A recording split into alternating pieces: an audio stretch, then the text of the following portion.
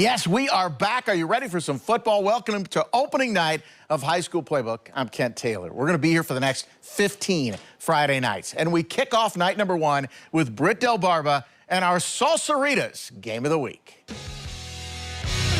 14 years in a row, Central and Manual have met in week 1. The Crimsons, winners of the last 5 of this series, looking to build off a successful year 1 under head coach Keith Eckloff. Meanwhile, Central's going through a little bit of a rebuild after losing a number of starters from last year's team.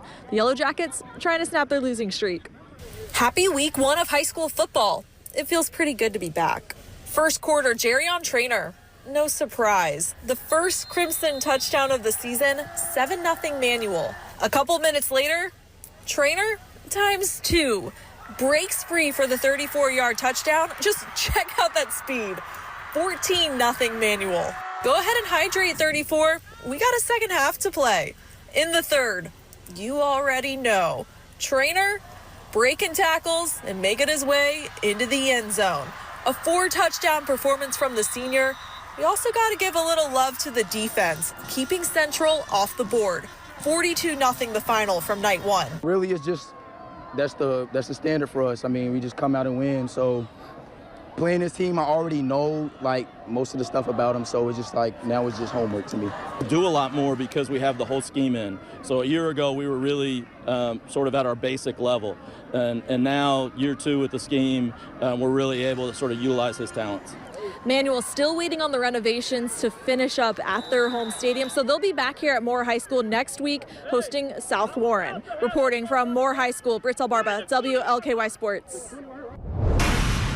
Thank you, Britt. All right, Jay Cobb, a 2-time defending 6A state champ Trinity, hosting PRP on opening night. Rocks legend Jeff Brom in the house for this one, and it did not take long for Trinity to jump on top. Jack Nelson takes the opening kickoff up the middle, then he sprints outside, and they are not gonna catch him. A quick, and I mean quick, 7-0 Rocks lead. Now that Trinity D is pretty stout. How about Sebastian Blue? He is a problem in the middle, right up the middle. Zane Johnson, he's back for a shot at a three-peat. The junior QB rolls right, connects with Jace Duval for 6 more. Rocks roll to a 62-0 win. They host Frederick Douglass next Friday night. St. X head coach Kevin Wallace will retire after this season. The 6-time state champ of the Tigers hosting Owensboro on opening night. His son Ryan, U of L's tight ends coach, on the sidelines for this one. Tigers already up 7-0 when Mason Trimble hands it off to Wyatt Graven, who dives in for the Steepleton touchdown. We need to get his dad to sponsor those touchdowns. 14-0 Tigers. Then Trimble with the screen to U of L commit Marlon Harbin, and Marlon does the rest. Mr. Wallace there to watch him, along with Karsten Bush. Sprints down the sideline for 6. Tigers win it 38-7. Wallace goes home next week. They are at Bowling Green. All right, now it's time for some Friday Night Flights. WLKY News Chopper High-Bo Seneca as the Redhawks hosted a Fern Creek team still waiting for its stadium to be ready to go. And this was a defensive battle. Scoreless in the third quarter when Cage Fannin makes like Jefferson from Fast Times at Ridgemont High. He blows up the play like they mess with his Camaro. The scoop and score. The creek is rising. The final 15-0. Tigers win it. All right, Cole Hodge was amazing. He won 2 state titles as the Christian Academy quarterback. Then his brother Connor stepped in. He won 1. Now the Centurions are Hodgeless, but the expectations remain. Here's Preston Harvey with opening night for Hunter Cantwell's crew. The quest for a 4th straight state title kicked off tonight for Cal football. The Centurions welcoming a powerhouse of their own in Class Single A in the Pikeville Panthers, who have had a lot of postseason success over recent years. Picking this one up in the second quarter, Cal with a double-digit lead and the home team keeping their foot on the gas. Jeffrey Vazana bounces to the outside, finds the hole before being pushed out of bounds inside the 5. Couple plays later, Tyree Stoner goes untouched into the end zone, one of 2 touchdowns on the night. Centurions lead 24-7. How about Stoner, though, making plays on both sides of the ball? Check out this hit.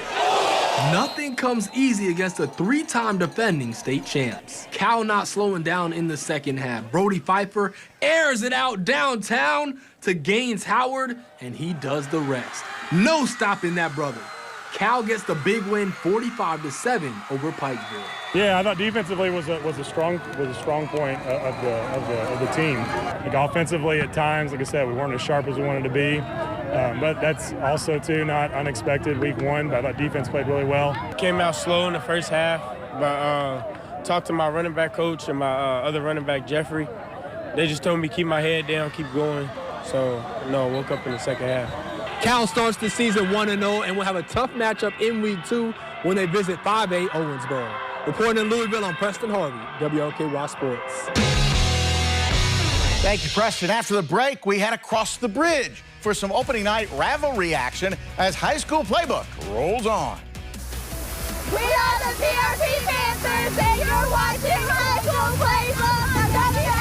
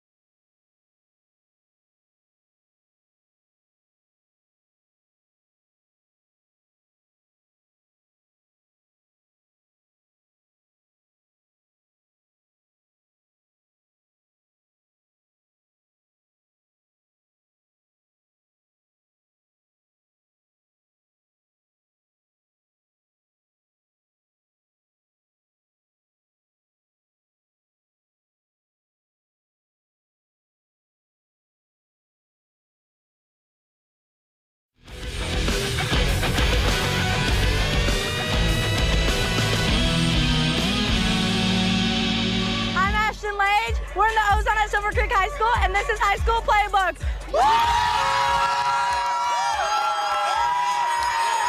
They are ready for opening night, got the face paint out and everything. All right, welcome back to High School Playbook. I'm Kent Taylor. It is time to head over to Southern Indiana. David against Goliath on opening night. 5A New Albany visiting Single A Providence. But the Pioneers have proven to be proficient with the slingshot. Vince Wolfram spent his night in Southern Indiana. It's been just over a decade since Providence and New Albany have faced on the gridiron. And remember, these campuses are just over 2 miles from each other. While there were Week 1 nerves, there was plenty of rivalry game energy in the air. This is probably the best coaching environment we've had. Really thankful for the Providence student section, the community. they gave us a home field advantage today. It was awesome. Providence led 28-6 at halftime after a big rushing first half. New Albany made its break to try and come back, but head coach Daniel McDonald's group kept fighting no matter who was on the field. Yeah, we were fighting some cramping in the second half, so we went pretty deep into the roster and into the depth chart. I was really proud of the young guys for putting a couple touchdowns on the board.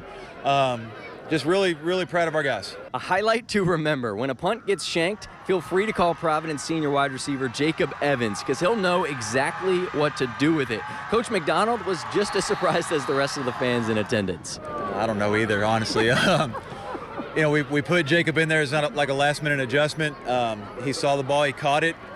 I don't know if I would have necessarily advised him to do that, but he caught it and made a play. And, you know, sometimes you just got to celebrate when your players make plays. Final from Southern Indiana, Providence 49, New Albany 14. Next week for the 1A defending state champion Pioneers, a matchup with Holy Cross. From WLKY Sports, my name is Vince Wolfram. Thank you, young Vince. All right, another rivalry game in Sellersburg. The Battle of the 403. Former Charlestown star Aaron Daniel back on the Pirates sidelines as their head coach, visiting Silver Creek, and the Pirates get on the board first. Christian Grayson, the inside handoff to Robert Barker, and he is shifty, and he's also fast. It is 7-0 Charlestown, and then Grayson is going to fake that handoff, and trust me, he throws a strike to Noah Phillips, and Noah is gone. They have the bragging rights tonight and, well, for the rest of the year. The final 47-27 as the Pirates raid the Dragon's Lair on opening night. Let's go back to the air. More Friday night flights, this time WLKY News Chopper at Eastern, where Adrian Morton and the Eagles hosted Valley. Eastern ready to air it out a little bit. Isaac Rodriguez up top to Zion Barnes. How about the over-the-shoulder catch, the spin, and then he's gone. 77 yards for the touchdown. That put the Eagles in front 14-8, but the Vikings get the last-second win, the final 30-28. Chris Wolf and Mayell are still waiting on their stadium to be finished, so they opened on the road at Butler. Dogs go for it on a 4th down in the first quarter, and Jordan Williams connects with Colin Jefferson for the touchdown. PAT no good. It's 6-0 Mayell. And how great is he? Gary Wheeler back on the Bears sideline, his second stint as their head coach. Williams finds Jefferson again. This time, James Cornish delivers the blow. My goodness, but Jefferson holds on to it, hops right back up. Everybody's fine. Later in the drive, out of the Bulldog set, Christian White takes the snap right up the middle for 6 more. Mayell wins it 48-0. The Dogs are barking tonight. They're 1-0. They're at Ballard next Friday night. One final flight, WLKY News Chopper in Crestwood. It's not easy being green. Meade County at South Oldham. Dragons breathing some fire early in this one. Adrian Miles sprints left, rides the wave, and pitches to Jules Davila. The Dragons roll to a 26-0 win. Evan Hale, a defensive lineman, with a pick 6. He also returned a fumble for a touchdown. That's all according to Ken Horn, the stat man. All right, Matthew Jones and KCD with a tough opener at defending single-A state champ Sayre in Lexington. The Bearcats have some firepower. Caden Long, the pretty spinner to Tyler Wilson, who takes it in for 6. This one was tied at 28 late in the fourth quarter. Philip Popa pops the game winner through the upright. The final 31-28 Bearcats, a statement win on opening night for them. Now for our highlight of the night, and how about this? Tayden Lorenzen of Highlands, wearing his dad's number 22, Jared Lorenzen, the former UK quarterback, the game-winning 2-point conversion, and the announcer is going crazy like they won the Super Bowl as the Bluebirds beat Frederick Douglass 21-20 in double overtime. The hefty lefty is smiling up in heaven. That is our highlight of the night. And by the way, Frederick Douglass is at Trinity next Friday night.